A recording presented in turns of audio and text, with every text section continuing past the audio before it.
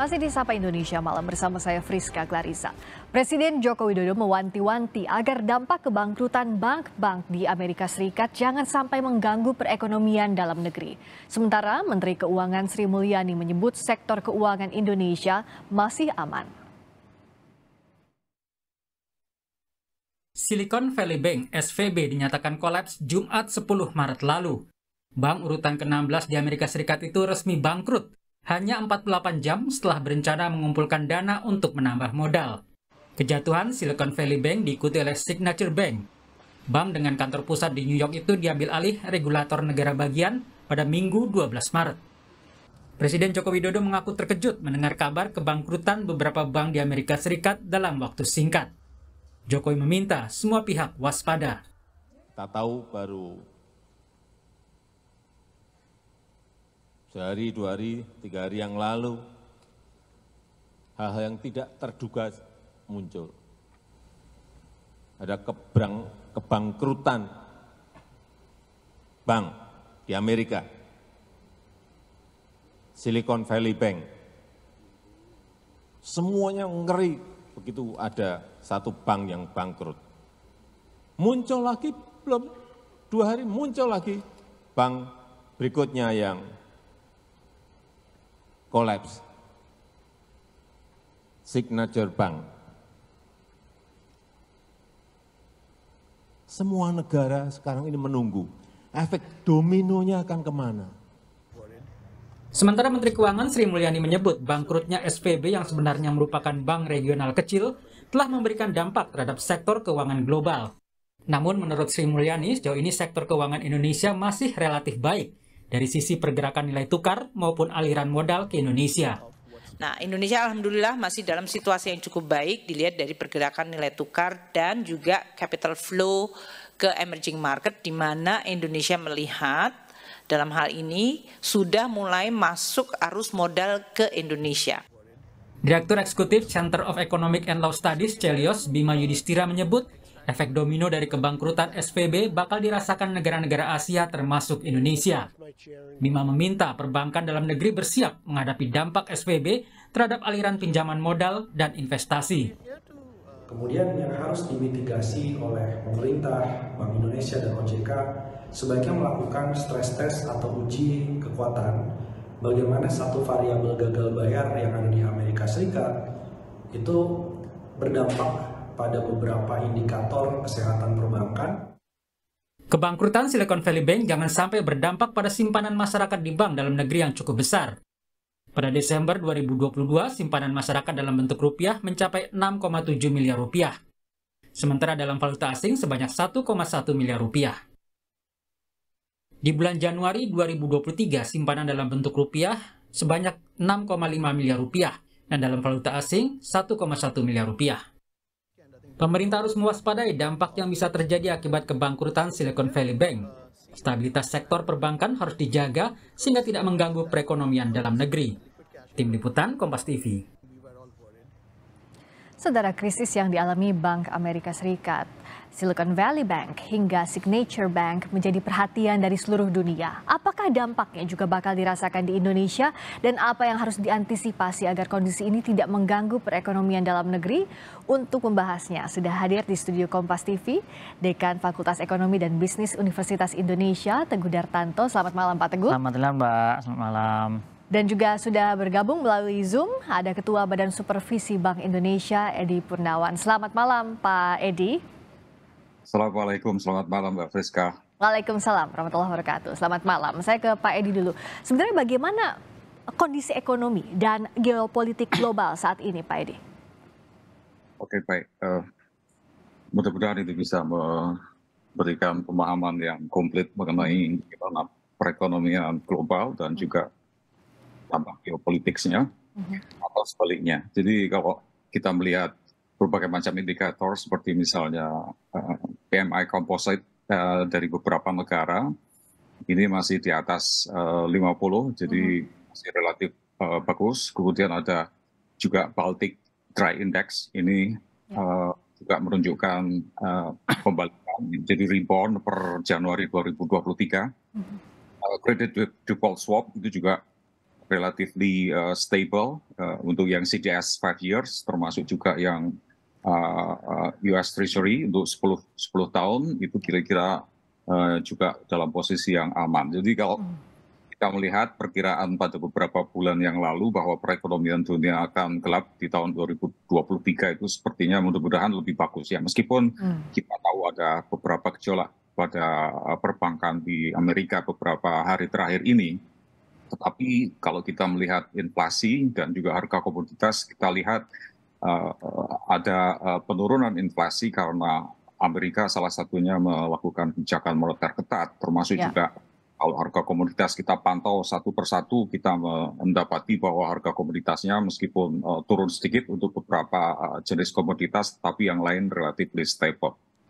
Saya kira itu yang terjadi di global, termasuk juga yang saya kira perlu kita perhatikan bersama, seperti halnya juga yang diperhatikan oleh seluruh bank sentral di dunia, yang dilakukan oleh Jay Powell itu terlihat agresif ya. Jadi sebagai bank sentral global juga semakin bersikap hawkish untuk mengendalikan inflasi yang mereka alami pada 2022 dan awal 2023. Jadi dampak dari pengetatan moneter ini tidak akan terwujud sebelum tahun 2024. Jadi mereka punya ekspektasi seperti Amerika, ekspektasinya adalah inflasi yang 2%. Saya kira itu masih akan lama tercapai. Sekarang sekitar dari 6,4 kemudian turun menjadi 6%. Jadi terdapat potensi munculnya, tapi kita tidak harapkan ini ya sudden stop dan flight to quality. Tapi mudah-mudahan Indonesia tidak akan mengalami ini.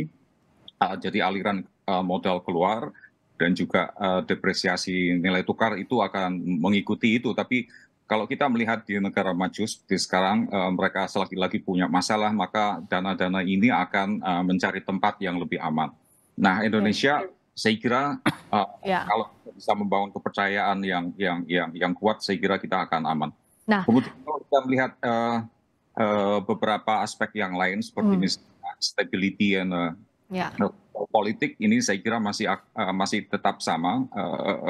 Serangan terhadap Ukraina masih belum berhenti, tapi bantuan terhadap Ukraina juga terus mengalir. Jadi ada fenomena global geopolitics dan global geoekonomi yang kait-mengkait satu dengan yang lain. Seperti halnya misalnya ketika di Fed Fund Rate dinaikkan terus, Jay Powell kemudian menaikkan terus selama tahun 2023, maka ada kecenderungan beban yang diterima oleh bondholders itu akan cenderung meningkat dan itu akan kesulitan di financial market. Bond yang dikeluarkan oleh Amerika itu sekitar dan juga NATO itu sekitar 30 triliun US dollars. Jadi termasuk juga yang Eropa itu sekitar 20. Jadi total itu kira-kira 50. Jadi misalnya kenaikan suku bunga yang disebabkan karena Fed Fund Rate-nya naik, katakanlah sebesar 3-4% saja misalnya, maka bondholders akan menanggung risiko kira-kira 4% dikalikan 50, jadi sekitar 2 triliun US dollars, di mana itu sangat berat, itu bisa membebani financial market. Dan pada akhirnya orang akan bergerak untuk pushing the industrial military complex. Jadi mereka akan antara politik dan ekonomi akan berinteraksi dan akan menyesuaikan dengan keseimbangan yang baru. Saya kira begitu. Menghadapi kondisi tadi, lalu bagaimana kesiapan otoritas fiskal, terutama moneter dan sektor keuangan untuk menghadapi dampaknya, terutama tadi dikaitkan dengan kebangkrutan bank di AS? Pak Teguh. Terima kasih Mbak Friska terkait dengan isu itu sih saya mungkin mengamini apa yang disampaikan oleh Bu Menkyu, bahwa Bu Menkyu merasa bahwa kondisi Indonesia cukup aman. Tetapi nggak hanya seperti itu, tapi saya ingin mencoba mengelaborasi bahwa sektor keuangan di Indonesia ini jauh-jauh lebih prudent dibandingkan sebelumnya ya, karena kita punya pengalaman dari krisis to crisis ya, di mana Asian Financial Crisis tahun 98 itu yang mungkin itulah yang merubah arsitektur perbankan kita, dan perbankan kita jauh lebih prudent ya mengelola risiko. Yang kedua adalah pengalaman di tahun 2008 di Asian Financial Crisis, kita relatively baiklah dibandingkan negara-negara yang lain, sehingga itu kan mirip lah ya. 2008 itu kan juga ada kolaps bank di Amerika merembet ke Indonesia, walaupun ke negara-negara lain juga, tapi Indonesia cukup imun. Dan yang menurut saya pengalaman yang paling menarik mengamini apa yang disampaikan Ibu Menkyu kondisi Indonesia adalah kita punya pengalaman di masa pandemi. Di masa pandemi ini kan saya kalau ngomong kenapa sih kita cukup one of the best ya, salah satu ekonomi yang cukup baik dalam performanya selama pandemi gitu. Itu kalau saya selalu nyebut itu adalah memang ada dua hal, good policy sama good luck. Ya kita beruntung, tapi yang pertama good policy apa? Isu mengenai kesehatan kita bisa ngontrol dengan baik. Yang kedua kebijakan di sektor real juga cukup terkontrol. Dan yang menariknya adalah koordinasi dari sektor fiskal, sektor moneter, sektor keuangan. Artinya ada Kementerian Keuangan, Bank Indonesia, OJK dan LPS, dan itu saya rasa pengalaman di pandemi kemarin bisa kita sudah belajar dari situ, sehingga saya rasa Indonesia sudah cukup siap ya menghadapi kondisi global, kondisi US yang kemungkinan akan ada domino effect. Tapi saya yakin bahwa domino effect itu ada, tapi mungkin nggak sebesar yang kekhawatiran kita sendiri gitu. Tapi saya rasa dengan koordinasi yang cukup intens dari empat otoritas tadi, Kementerian Keuangan, Bank Indonesia, OJK dan LPS, lembaga penjamin simpanan, saya rasa kita bisa memitigasi lah, karena pengalaman yang sudah kita lalui kan 3 pengalaman ya, Asian Financial Crisis, Global Financial Crisis dan pandemi. Kita relatifly bisa melewati itu dengan baik. Nah, kita harapkan bisa melewati itu dengan baik. Nah, kalau dari BI bagaimana melihat dampak penutupan SVB dan juga 2 bank lainnya di Amerika Serikat terhadap potensi risikonya terhadap Indonesia? Tapi kita akan bahas usai jeda, tetap di Sapa Indonesia Malam. Masih di Sapa Indonesia Malam bersama Dekan Fakultas Ekonomi dan Bisnis Universitas Indonesia, Teguh Dartanto, dan Ketua Badan Supervisi Bank Indonesia, Edi Purnawan. Pak Edi, menyambung pertanyaan tadi, bagaimana pandangan dari BI khususnya mengenai penutupan SVB dan 2 bank lainnya yang kemungkinan akan memberikan efek krisis di Indonesia? Bagaimana masyarakat harus membaca ini? Oke, baik. Saya kira ini agak jauh ya kaitannya antara bank di Amerika dengan bank di Indonesia. Jadi saya kira bank di Indonesia relatifly aman karena kaitan di antara mereka, misalnya kalau diukur dengan koefisien korelasi itu nggak tinggi. Barangkali yang perlu diperhatikan adalah perusahaan-perusahaan yang dibiayai terutama di startup itu yang kemudian terhubung dengan mereka yang di bank-bank besar di Eropa atau di Amerika. Kalau kita melihat bagaimana proses tumbangnya beberapa bank di Amerika, saya kira kita semuanya sudah membaca dan memang kerugiannya cukup besar. Tapi untuk bank-bank di Indonesia, saya kira kita tidak perlu khawatir dengan itu. Jadi kalau termasuk juga beberapa indeks harga di belahan di Amerika dan juga di Eropa, kita melihat ada terdampak. Ya. Jadi mereka menurun, sehingga dampaknya kepada perekonomian Indonesia itu salah satunya adalah melalui sentimen pasar. Tetapi kalau kita melihat hubungan antara sektor perbankan di Indonesia dengan di Amerika atau di Eropa relatif aman. Jadi masyarakat tidak perlu takut dengan itu. Jadi seperti yang disampaikan oleh Bu Menteri Keuangan, saya kira kita percaya sepenuhnya dengan Menteri Keuangan, dengan Gubernur Bank Indonesia, dengan LPS dan dengan SSK. Saya kira kita nggak akan terjadi dampak yang relatif besar dengan kejadian-kejadian di Amerika. Saya kira begitu, Mbak. Oke, kita percaya, tapi tentu perlu ada antisipasi mitigasi. Kalau Pak Teguh melihatnya bagaimana respons pemerintah, sudah baikkah untuk menghadapi kondisi saat ini? Ya, yang saya sih sangat apresiasi ya, di mana sebagai Presiden, sebagai Kepala Negara sudah memberikan dalam tanda kutip bahwa kita harus waspada. Artinya kan ini juga dalam tanda kutip bahwa kita yakin bahwa kita imun, tetapi imun atau relatif nggak akan terdampak, tetapi kita juga tidak boleh jemawa. Itu yang pesan yang disampaikan oleh Presiden bahwa kita harus tetap waspada. Nah, di sisi lain bahwa Kementerian Keuangan dengan data dan juga analisisnya, dan saya rasa apa yang disampaikan juga dan juga pengalaman dan juga data-data kami sendiri sebagai akademisi juga menunjukkan bahwa kita relatifly aman lah dengan krisis to krisis, kan pengalaman itu membawa kita juga jauh lebih hati-hati. Saya rasa apa yang dilakukan pemerintah saat ini menurut saya memang belum bukan terlihat seperti ini kan juga bahaya juga ya kalau terlalu direspon berlebihan nanti malah masyarakat tuh semakin melihat oh jangan-jangan ini malah beneran gitu. Tapi saya rasa di balik yang terlihat ini saya rasa dari KSSK dan juga ya 4 lembaga itu saya rasa sudah memonitor terus-menerus ya, artinya memang perlu monitoring terus-menerus apakah memang pergerakannya akan seperti apa. Kan ini yang di US ya, tapi kan nanti juga kita melihat impactnya di US nanti linknya ke negara mana aja. Wah, mungkin direct effect itu dampak langsung mungkin enggak, tetapi mungkin nanti dampaknya dari tidak langsungnya mungkin dari US ke negara mana baru ke kita gitu. Ini yang perlu kita lihat monitor terus-menerus gitu. Dan saya rasa yang perlu dilakukan pemerintah saat ini ya kewaspadaan dan monitoring terus-menerus itu tadi. Memang serba salah pada kondisi ini kalau misalnya tahu-tahu joint statement misalnya 4 Kementerian Keuangan, BI, OJK sama LPS joint statement malah mungkin orang jadinya malah mikir jangan-jangan ada apa gitu. Tapi menurut saya tetap keep update ya di masyarakat gitu, mungkin regular update dari pemerintah dari keempat lembaga ini keep update mengenai kondisi yang ada gitu. Jadi waspada dan monitoring. Nah kalau peran Bank Indonesia tentu ini penting, bagaimana dalam menjaga stabilitas ekonomi Indonesia di tengah ketidakpastian global? Ini kepada saya ini. Iya, silakan Pak. Oke, baik. Jadi saya tidak mewakili Bank Indonesia ya, saya mewakili ekonom dari Universitas Gadjah Mada. Jadi kira-kira kalau apa yang dilakukan oleh Bank Indonesia sudah baik kemarin. Baru saja launching dari rapat Dewan Gubernur, kemudian ada press release itu disampaikan bahwa suku bunga BI 7 days reverse repo rate itu konstan ke 5,75%. Kalau konstan itu artinya relatively stabil. Jadi Bank Indonesia mengatakan bahwa perekonomian kita relatively stabil dalam bulan-bulan terakhir ini ya, dengan suku bunga deposit facility rate-nya 5% dan lending facility rate 6,5%. Tapi itu juga inflasi ke depan itu dipandang relatively masih bisa tercapai.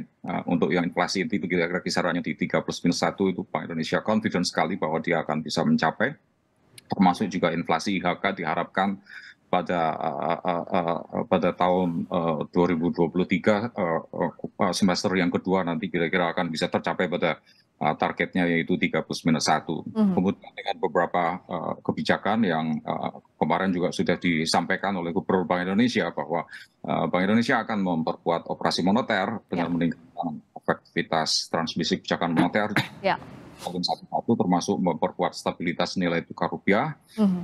Dan ada juga ada melanjutkan twist operation untuk yang SPN panjang waktunya, kemudian memperkuat pengelolaan devisa hasil ekspor, termasuk juga ada melanjutkan transparansi suku bunga dasar kredit yang tidak dari perbankan. Saya kira itu akan bagus. Termasuk juga saya kira yang tidak kalah pentingnya adalah kebijakan forward looking Bank Indonesia yaitu digitalisasi. Saya kira itu penting sekali untuk mempersiapkan bagaimana sektor moneter yang lebih terdigitalisasi ke depan, termasuk juga melalui kebijakan sistem pembayaran untuk terutama gejolak di bulan Ramadan. Terakhir yang tidak kalah penting tentu adalah trust. Bagaimana Pak Teguh melihat bagaimana pentingnya menjaga juga mewujudkan institusi yang bisa dipercaya di tengah turbulensi yang terjadi? Ya, ini kan penting sekali ya, artinya dalam konteks seperti ini kan sebenarnya bagaimana menjaga keyakinan masyarakat bahwa memang kata yang disampaikan itu Bu Menkyu misalnya atau Presiden itu bahwa kita aman itu benar-benar dipercaya oleh masyarakat. Ini saya cuma ilustrasi sederhana analogi di sebuah cerita di dunia pesantren lah, di mana ada kiai dan juga santrinya pergi ke mau ziarah gitu, mobilnya naik di tanjakan dan mogok.